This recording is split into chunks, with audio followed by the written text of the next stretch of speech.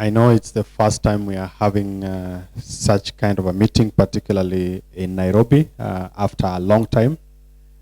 I know I've been to previous other meetings. Of course, the most high-profile meeting I attended since coming to office was for the Council of Ministers that was hosted by the Democratic Republic of Congo in Kinshasa. And I'm aware we will be hosting the next one sometimes next year, and it will coincide with a number of other things.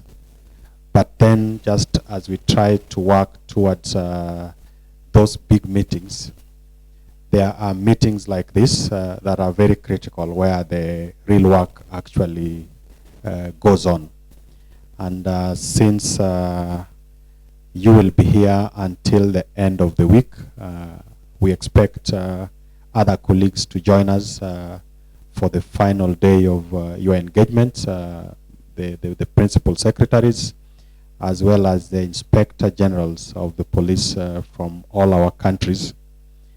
Let me begin by welcoming all of you and appreciating the work that you've been able to do since yesterday, and what you'll continue to do as we head into Friday. I want to extend my sincere gratitude to all the participating countries for your commitment in addressing the challenges that are posed by small arms and light weapons. And as the national focal point coordinators tasked with driving the implementation of the Nairobi Protocol in your respective countries, your presence and participation today is very vital and essential for the peace and security across the Rexa region. Since its establishment in 2005, we have made steady strides in the war against the proliferation of small arms and light weapons. We've been implementing robust measures to curb illicit trade in these weapons, and many member states continue strengthening their national frameworks in collective efforts to promote regional security.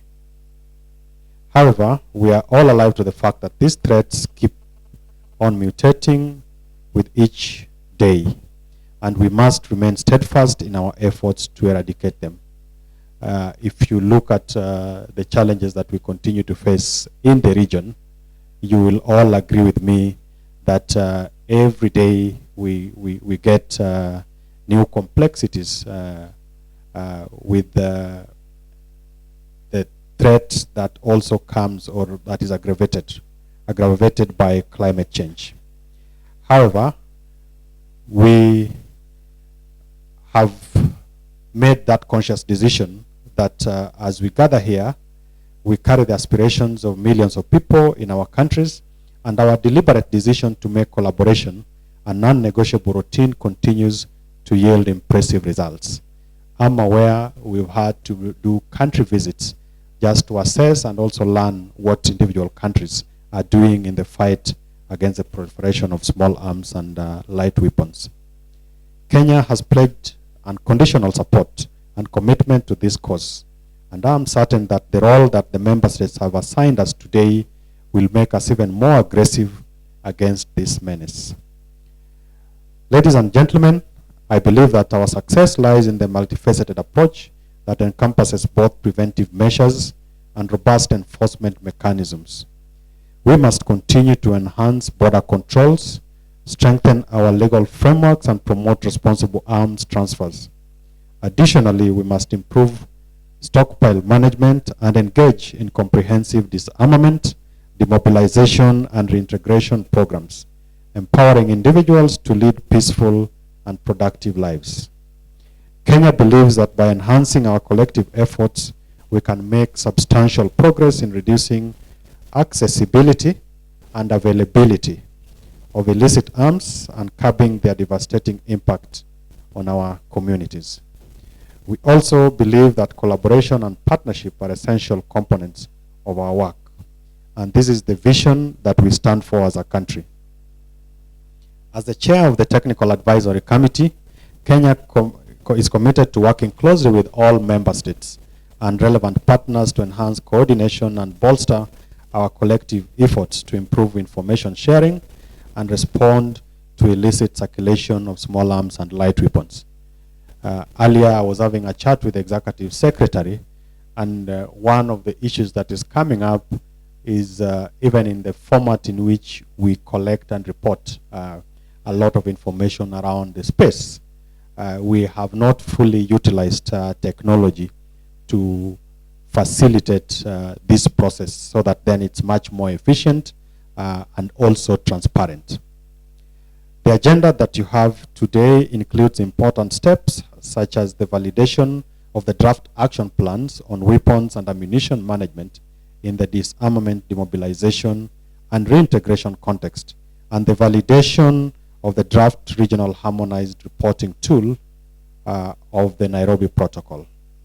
We are almost 20 years into the Nairobi Protocol, and I think it's a good time for us to equally take stock to see how much we've been able to achieve based on those commitments.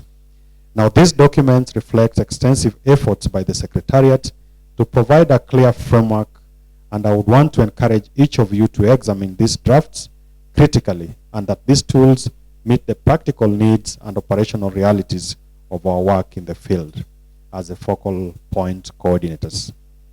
Ladies and gentlemen, in this meeting, you will also review essential reports on the security status of the REXA region, the progress on previous council ministers' resolutions.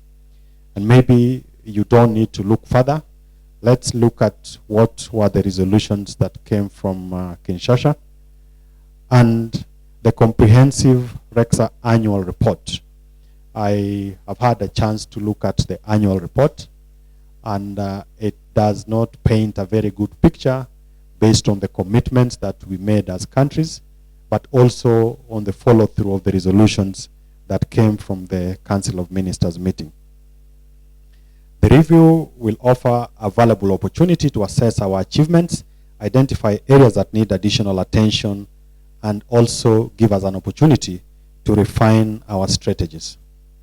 In addition, I want to implore all of you to look at the importance of your role in supporting the REXA Secretariat and identify ways to enhance the Secretariat's capacity, ensuring it has the framework needed to carry out its vital work. This is an opportunity for us to also craft tangible strategies that will shape the future of REXA and our efforts to manage small arms and light weapons across the region. As you consider the agenda, I want to urge you to bring forward strategies that will support the long-term objectives of REXA and provide clear, actionable recommendations to strengthen our collective mission. Lastly, I want to thank all of you for your dedication and your expertise that you bring to this forum and reaffirm Kenya's commitment to the goals and principles of RESCA. I now wish to declare this meeting of the National Focal Point Coordinators on Small Arms and Light Weapons officially open. Thank you.